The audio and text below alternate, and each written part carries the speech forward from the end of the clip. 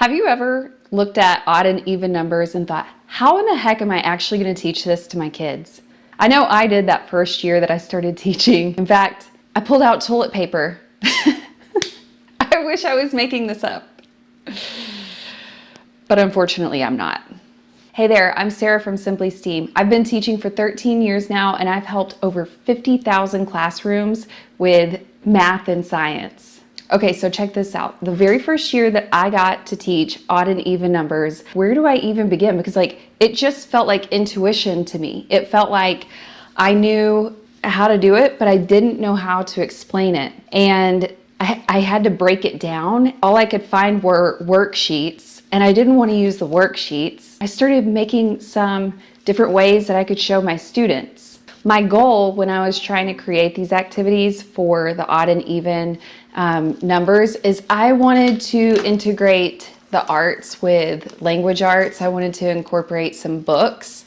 So the very first thing that I did is I got the book Even Steven Odd Todd, and it is just a short picture book that is super cute about Even Steven and his Odd Todd cousin comes to visit. Once Odd Todd comes, everything goes wrong, and it is very funny, and it's got kind of a happy ending. Having this book, I find, gives my students context so that they can refer back to it throughout the unit. The next thing I wanted to do is I wanted to make it tangible so that they could touch and feel it. We wanted to incorporate kinesthetics and visual displays wherever we could. What we did is I gave my students a big bag of snap cubes. With the snap cubes, students were to make 2 towers. The towers need to be as close to the same size as possible. If the towers are the same size, then the number is even. But if the towers are not even, if there's one more on one tower than the other, then we know it's odd. We recorded these numbers that students found and made discoveries on with the little Even Steven and Odd Todd cutouts, and I just used an expo marker to write down the numbers as students were working on it. I also wanted to make this fun because research shows that when students are having fun, that they're going to be able to remember it. We played this game called Odd One Out. It's kind of like 4 corners, except students are given a die. The die has, obviously, the numbers 1 through 6. Instead of using a die, you could even use dominoes and have students pick a random domino from a bucket. Students roll their die. There is an odd one out. They are the caller, and they're going to say even. And if you have an even number, you have to sit down.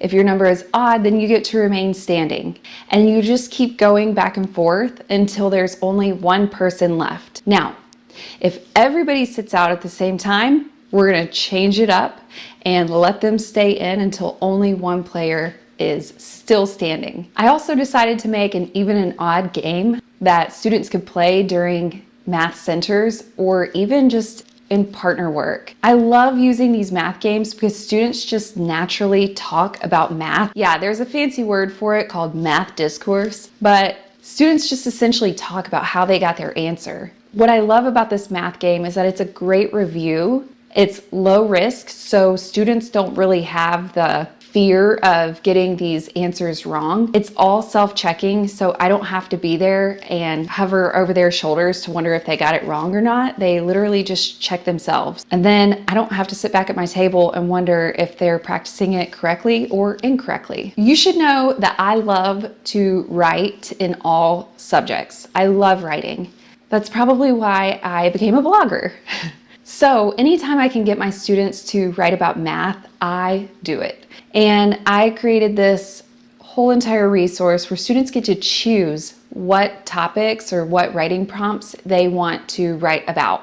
The thing is it's all over the same topic, which is odd and even numbers. So students can choose 3 in a row and they could all be different. It's super easy to differentiate. And it's also a really great way to get your students thinking critically about even and odd numbers. Now, you might think, okay, well, what's the big deal? Like, they're not gonna need to know this.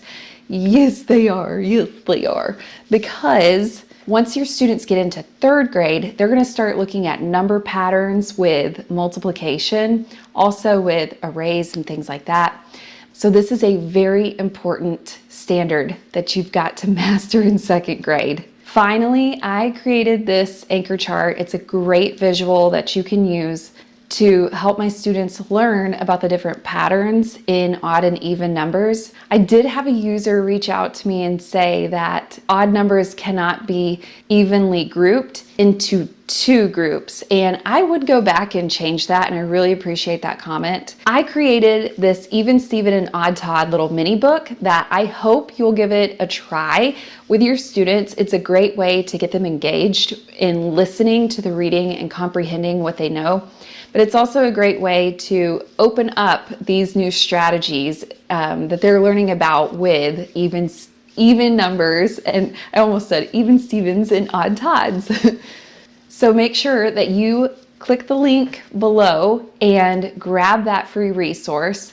If you like this video, make sure you comment, like, subscribe, and hit that notification bell so you know when my new videos come out. Please comment below and tell me what math topic you are interested in learning about next. I would love to share my tips and tricks with you. Until then, bye.